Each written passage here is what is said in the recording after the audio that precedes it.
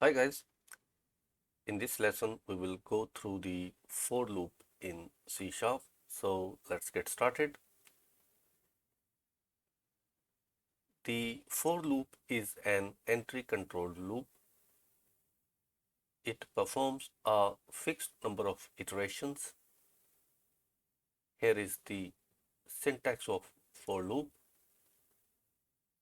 It starts with the keyword for, then in parentheses we have got initialization, semicolon, and then we specify the test condition, semicolon, and then we update the loop counter, and finally in the curly braces we have got the body of the loop. The initialization segment is executed once before the loop begins. The test condition is evaluated before each iteration begins. The loop terminates when this condition evaluates to false, and the updates segment is executed at the end of each iteration. So let us write some sample programs using the for loop. I already created a console application with the name for loop. Here is some code which uses the for loop. Here we have defined an integer type variable called counter, whose initial value is 0, and then we specify a condition counter less than 5, which will be evaluated for each iteration, and then we increment the counter for each iteration. Within the loop of the body, we write the counter value on the console. Since it's the only statement within the for loop, we do not need to enclose it in curly braces. Let's write one statement to read the console before the console window disappears, and let us run this program, and here is the output. So here we specified start with counter 0, and until the counter is less than 5 we need to execute the body of the loop. So that's what it has exactly done. So if you see, the loop counter goes from 0 until 4. As soon as the value of counter becomes 5, the loop terminates. So if I just press any key to close this program, here we are increasing the counter, but we can also write a loop which decreases the value of the counter. So let me show you an example. So what you can also do is you can also select this set of statements, and you can select this symbol on the toolbar which is comment out selected line. So you can click on it and it will automatically comment it out. And if I show you how the reverse loop would look like, so here we start with counter equal to 5 and check if counter is greater than 0, that is our condition, and we decrement the counter, and in the loop body we just display the value of the counter. So if I run this program now, it should display the value of the counter in descending order. So here is the output. So it started with a value of 5 and decremented it by 1, 5, 4, 3, 2, 1. When it reached 1, it displayed it, and then the value was decremented to 0. The test condition checked it because it is 0 now, and the loop terminates. Let me quickly comment these lines again. There are a couple of variations in the for loop which I want to share with you and are very important. The first variation is the loop control variable can be any data type. So here if you see, we have specified the loop control variable as double, where we started with 1.0 and we check for a condition counter is less than 7.5. So that's our condition, and we increment the value of counter by 0.5. And if I run this program, this is the output. So here the loop control variable has been incremented by 0.5, which is a double data type, and it is going through the same steps. As soon as it is equal to or greater than 7.5, it terminates the loop. Let me quickly comment these lines as well so that it doesn't interfere with our output. So this is another variation of for loop where we can have multiple initializations and update statements. In this for loop, we have got an integer I initialized with value 0, and then we have got integer j whose value is initialized as 5, and the test condition just checks for I is less than 10.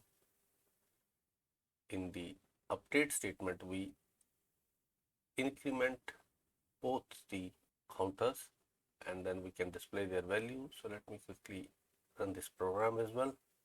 And here, if you see, the values of both the counters are displayed. I is obviously going from 0 till its value is less than 10.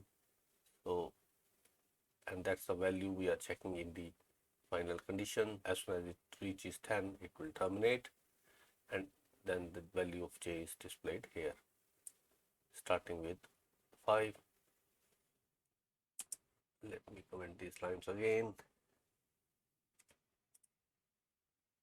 The variation we are going to discuss now is for the test condition. The test condition need not be limiting to the control variable. Here we define a Boolean variable called exit loop, and we initialize its value with false, and then we specify a counter variable with value 1, and then we check not exit loop. That means not exit loop will be basically not of false, which is true. So that's our exit condition. As soon as it runs true, it will terminate the loop, and we just update the value of the counter variable here, and here we display the message. Here we have got an if condition where we check whether the counter variable is divisible by 7. So counter percentage 7 equal to 0. So as soon as the counter is divisible by 7, we make this flag exit loop equal to true, and the loop terminates. Let me quickly run this program. So here is the output. So counter goes from 1 up till 7, and then this condition kicks in and the loop terminates. In this variation of the for loop, we will see that the initialize and update expressions are optional.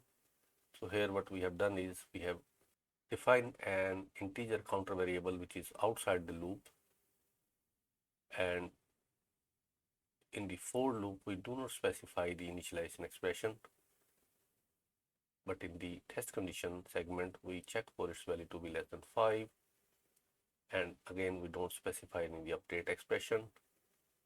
We display the value of the counter variable and increment the counter variable within the body of the loop. So let me quickly run this program. So here is the output.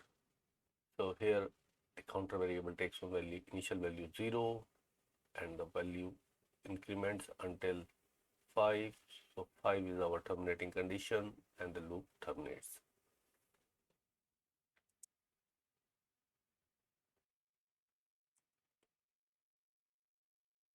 In another variation of the for loop, we have got this empty loop.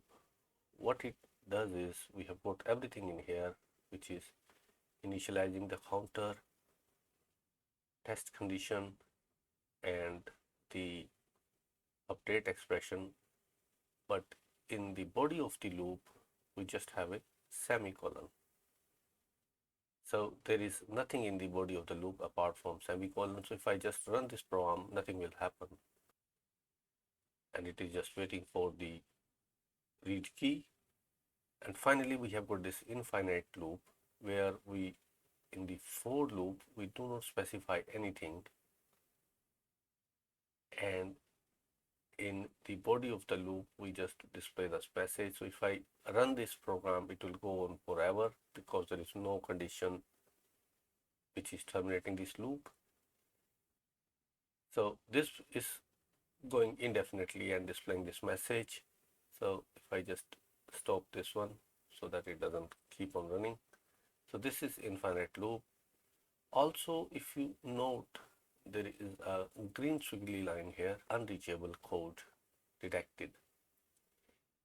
Basically what Visual Studio has done is automatically seen you have got an infinite loop here, and the code you have written after this infinite loop is unreachable. This code will never execute. As you saw, when we executed this program, it wouldn't respond to the console.read key, and we have to press the stop key to stop the program. So these were all variations in the for loop. In the next video, we will go through the while loop in C#. If you haven't done already, please do subscribe, share, and like the video. Thank you.